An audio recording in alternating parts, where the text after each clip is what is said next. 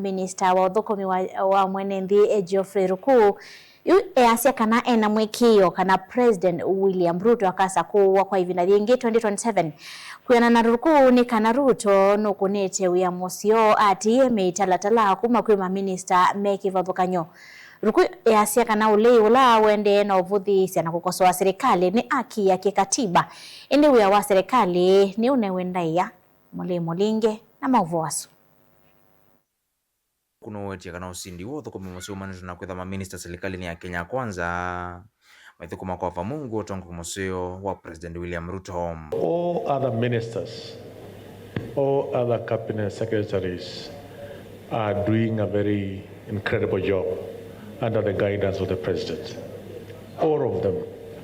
There is that what we call corrective responsibility for the government or the whole government approach. Therefore, whether you are the Minister of Public Service or Treasury or Defense or Environment or Gender, all of us, we work as a team and the captain of the team is the head of state. Ruku la ususia mwana wa Minister wa Uthukumi kwa Mwenenhi ula wa Atiie wasi tunakufuta kwa ula wa Minister mwana usu Justin Muturi. Wengi wetu Uthukumi Museo wa Maminista serikali ni umani tunakuwatia manifesto Museo la Museo vitu ambayo wasakuwa ni mvitu wa mwaka wa 2024. You can see different government programs are seen and are coming up in all corners of the Republic of Kenya.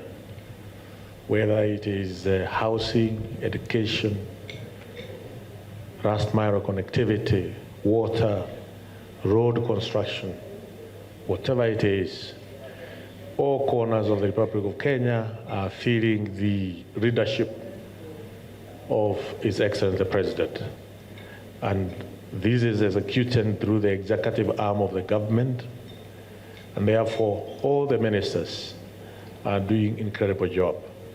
But also, they can't be able to do, the executive cannot be able to do and achieve much if the legislature or the parliament is not doing its job properly. Kumana kiru kwa yana Muikiio President William Ruto kusioketha kivila lentino wakula siyosa kwa nuwa mwaka wa thisi ya mwaka wangilile na miongoli na muonza.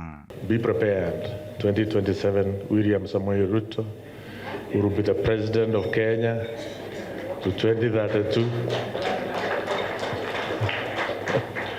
So it's a good effort to put the government on toes. It's democracy. It's the architecture of our constitution. We respect that. But also it's going to keep on reminding Kenyans, the people, that through the leadership of His Excellency the President, and all of us who are supporting him, who are getting directives from him, who are getting mentorship from him, that so far, so good. Mimi naona maneno iko tutam. Na tunasonga hapo tutam hapo. Nilivotia Mutongo TV, nyenetoa mulei, mulingem.